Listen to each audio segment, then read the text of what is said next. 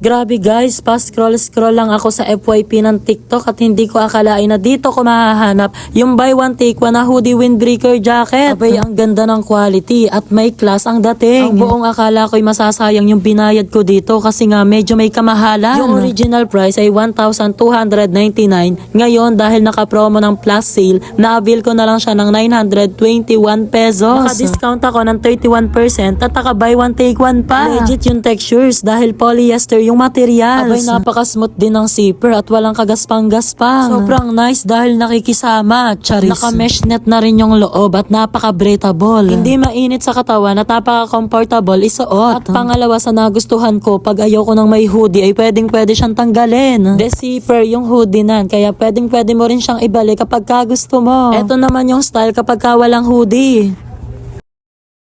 Oh, diba ang angas?